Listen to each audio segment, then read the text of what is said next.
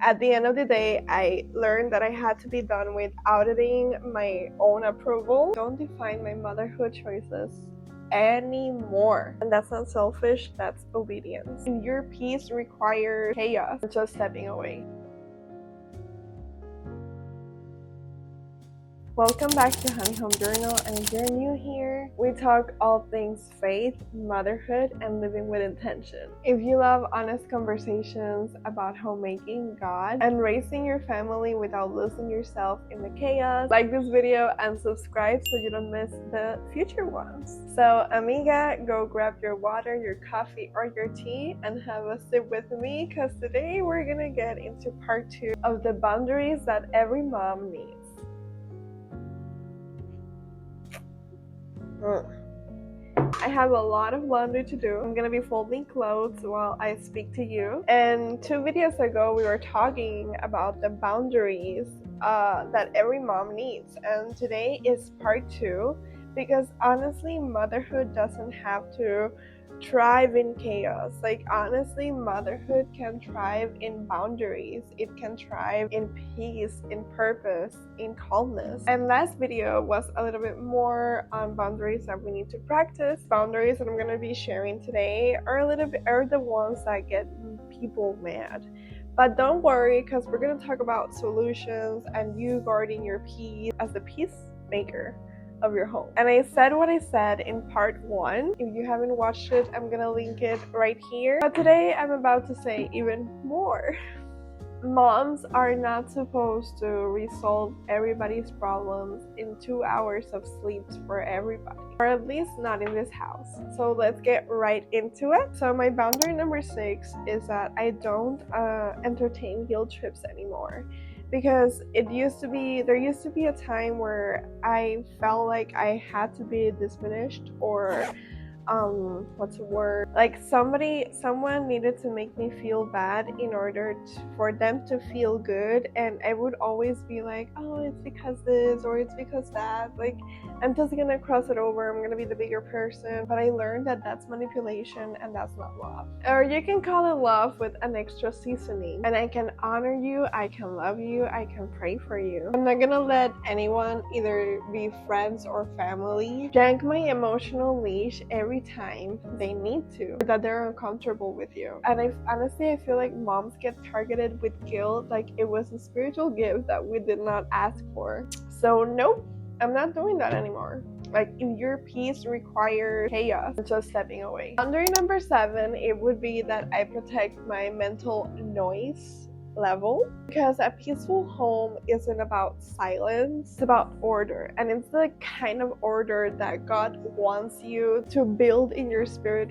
first. You know what I'm saying? Because honestly, you can declutter your house all day, your house might look neat, but if your mind and your heart is cluttered, everything will still feel heavy.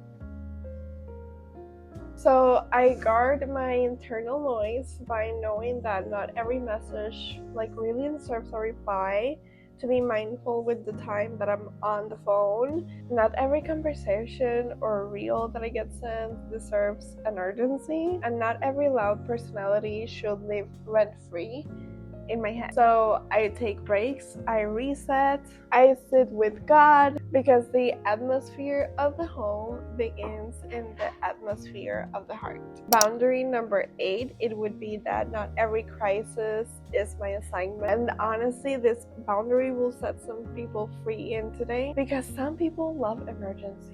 They thrive on chaos, they thrive on speaking about this and that, and about making little things so huge and immensely, and they want you running around like you're the firefighter of the family or of the friendship. But I gotta understand that I can be a friend and I can be a family, but if God did not send me particularly go and be there one-on-one with the situation, then I should not be there. Just because somebody hands me a crisis, I should not be the one carrying it. And that's not selfish, that's obedience. I am a mother, not a one-woman rescue squad.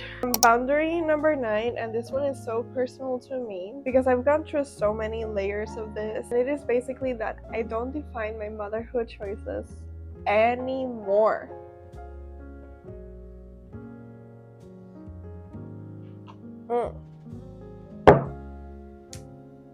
Yes. Okay, so what do I mean by that? This one gets spicy, but listen, I know my kids, I know my home, I have really intense convictions about not doing certain stuff, like jabbing my children, like a lot of people do. And I've gotten so many questions on why I do certain things, and instead of questioning it, it's more of attacking. And at some point, I use that I had to always defend my choices with like saying all the backup research, scientific evidence, biblical perspective, and so many things, until I decided that it was not my place to be defending what the Lord put into my heart. Like, you either want to walk with me through it or you don't. I know my kids, I know my home, and I know what God is asking of me. At the end of the day, I learned that I had to be done with auditing my own approval for over explaining things that I did not have to, shrinking my convictions just because someone else feels bothered. My motherhood is between me, God, and the 4 people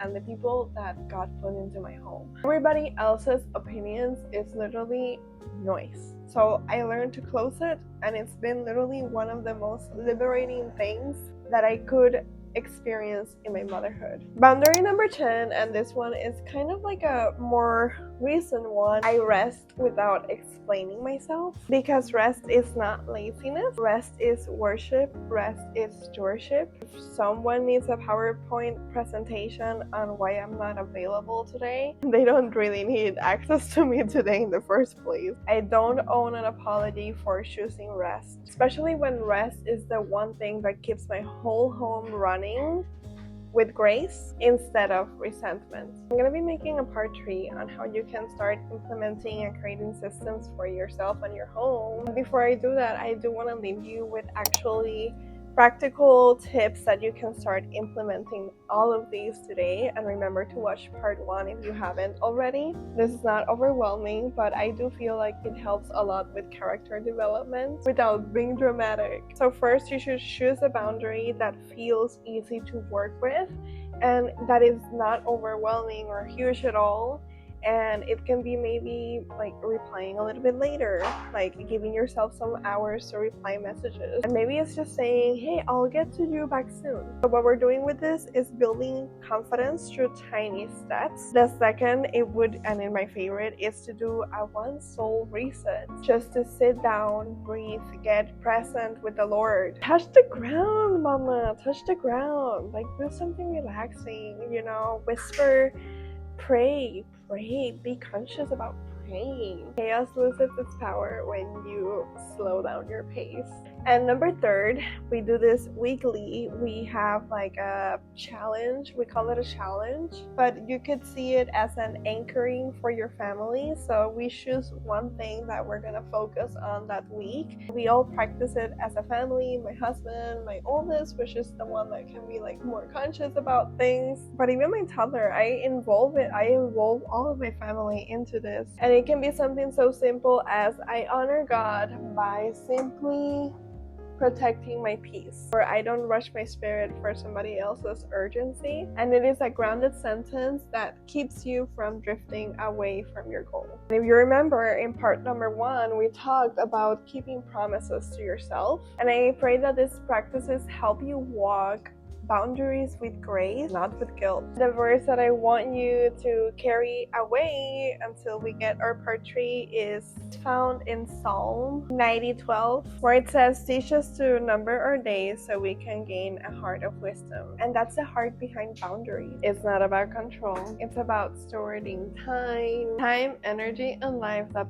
God has given us with wisdom. And in part 3, we're going to be diving into practical ways that you can be showing this wisdom that is visible in your home, because you don't have to sacrifice yourself to be a good mother, and you don't have to burn out trying to prove who you are and your family's choices, and you most certainly do not have to be everything to everyone to be obedient to God's calling, because your peace is not selfish and your boundaries are not rebellion, they are wisdom. Thank you so much for tuning in. I'm gonna go ahead and all the clothes away. Please like this video and subscribe so you don't miss future ones, and I'll see you next week.